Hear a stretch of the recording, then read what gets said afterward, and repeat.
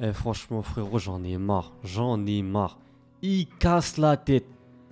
À chaque fois que Guts il est tranquille et qu'il commence à retrouver un semblant d'humanité en lui, il y a Griffith, ce bâtard qui vient.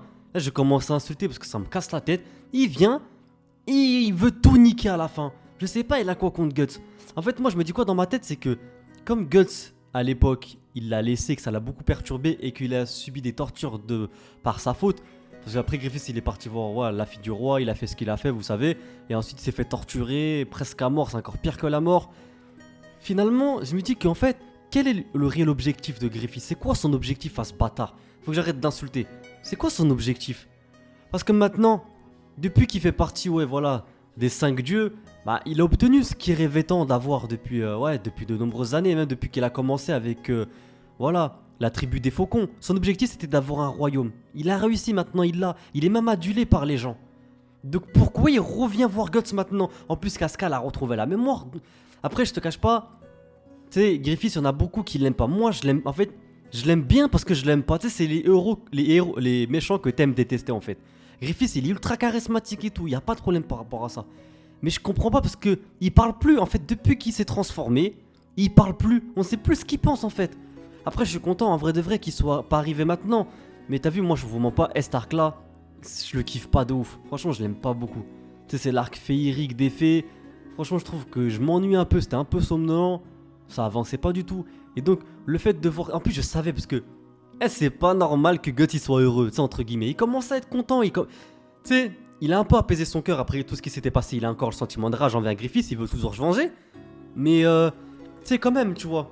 Tout était bien pour lui, tout était bien. Le problème de Guts, c'est quoi? C'est qu'il a pas d'objectif. Et d'ailleurs, avant de rencontrer la tribu des faucons, ben justement, il cherchait en fait sa quête, son objectif, et ce qui l'a même poussé justement à quitter Griffiths à l'époque. Quoique, je pense que voilà, Griffiths, il a toujours été une sorte de modèle pour Guts. Dans le sens où en fait, je sais pas si vous vous rappelez, mais à l'époque, Griffiths, il avait parlé avec la fille du roi, et il lui avait expliqué qu'un vrai ami c'était quelqu'un qui avait un rêve et un objectif. Et quand Guts il a entendu ça, il était choqué, ça l'a marqué. Et je pense que ça l'a poussé à partir parce que, en quelque sorte, j'ai l'impression que Guts il voue une sorte d'admiration pour Griffiths. Dans son propre inconscient, je pense qu'il admire un peu. Et je pense qu'on peut comprendre parce que Griffiths c'est vraiment quelqu'un de charismatique et qui a réussi quand même à faire de grandes choses à l'époque, tu vois. Avec sa tribu, il a quand même réussi à devenir noble à la fin. Il a réussi à déjouer de nombreux plans.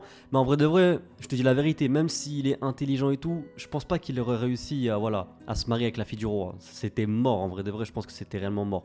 Et peut-être qu'il le savait d'une certaine manière, c'est pour ça que quand Guts il est parti, bah finalement, ouais, il s'est dit que il allait tout niquer. Putain, faut que j'arrête de dire des gros mots, pardon.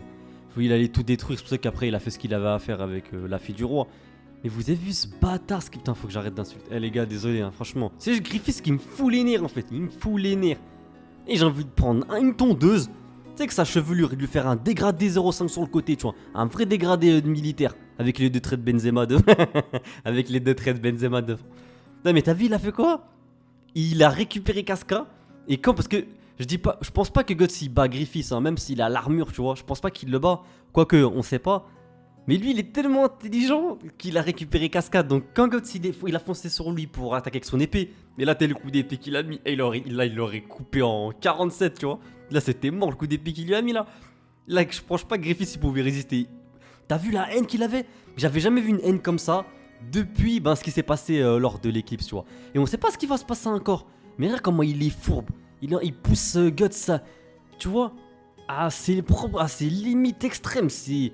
Il aime trop énerver Guts, c'est trop. Et t'as vu, à la fin, il a récupéré Casca, c'est-à-dire que Guts, il a retenu son épée parce qu'il la tenait en otage. Et ensuite, tu vois, il est parti avec elle et on sait pas ce qu'il va faire. On sait pas. T'as vu, d'après la prédiction, ben, là, tout va être détruit. Je sais pas ce qui va se passer. Mais je trouve que c'est bien un peu parce que c'était un peu calme depuis longtemps déjà. Depuis quelques chapitres, franchement, même beaucoup de chapitres. C'était un peu calme, ça tournait, je dirais pas un peu en rond, mais voilà. Depuis qu'elle a trouvé la mémoire à Casca, moi personnellement je commençais un peu à m'ennuyer parce qu'il n'y avait plus de réel objectif.